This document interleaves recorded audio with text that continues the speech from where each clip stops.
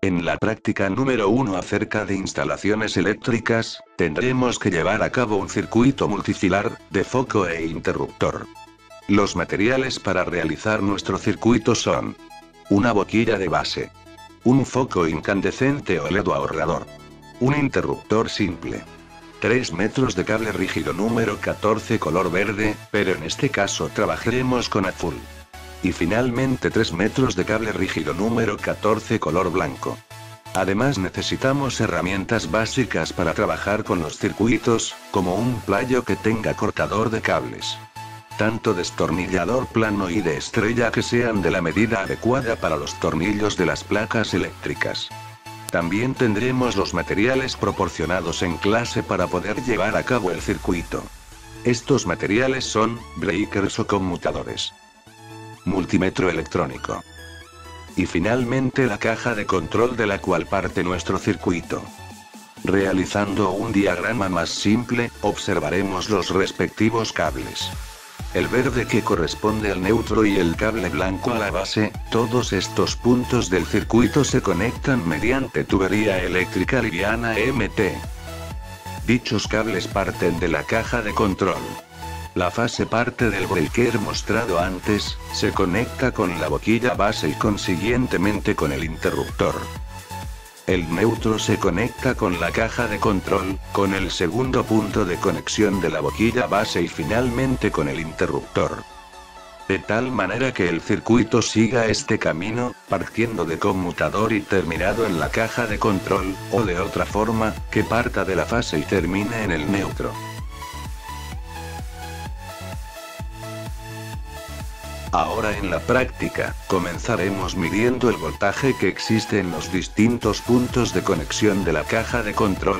Para esto colocaremos el multímetro en modo de voltímetro, colocando la marca en la letra V con la tilde de la corriente alterna. Podemos observar que el voltaje varía entre los 220 voltios y 215 voltios. Primero, con el playo, vamos a aplanar los cables, golpeándolos contra el piso. Segundo, de igual manera con el playo, vamos a cortar la protección de los cables, de tal manera que nos quede entre 5 y 3 milímetros de cable de cobre visto para poder trabajar. Esto se lo realizará en los dos cables, en el verde del neutro, en este caso azul, y en el blanco de la fase. Tercero, meteremos los cables a través de los tubos hasta que los mismos lleguen a la parte del interruptor, dejando aquí un poco de cable sobrante, por si es el caso usarlo, o contrario cortándolo.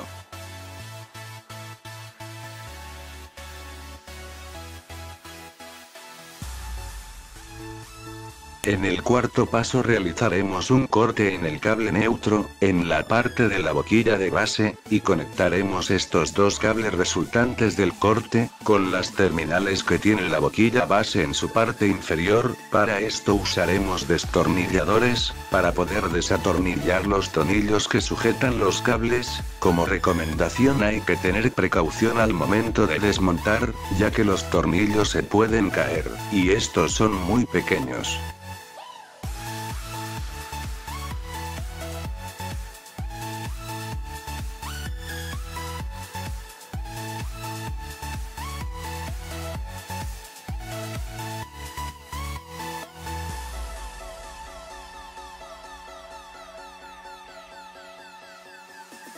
Quinto, después de haber conectado los cables del neutro en la boquilla, procederemos a conectar los cables que quedaron en la parte del interruptor, es decir la fase, blanco, y el neutro, verde. De igual manera, para realizar la conexión se cortará la protección de los cables entre 3 y 5 milímetros, y finalmente con los destornilladores, se empotrarán en el interruptor. Sexto, ahora nos dirigiremos a la caja de control, y tenemos que pelar los cables entre 3 y 5 milímetros cada uno, para poder realizar las conexiones respectivas. Siempre tratando de que los cables estén lo más rectos posible. Después en la caja se identificará la fase y el neutro, para de esa manera colocar el cable azul, en este caso verde, y el cable blanco. En el conmutador va la fase, este se conecta primero en su parte inferior y después se empotra su parte superior, esto se realiza con fuerza y precaución, y el neutro va conectado directamente con la caja de control. Que como ya mencionábamos antes, el blanco se usa para la fase y el verde para el neutro.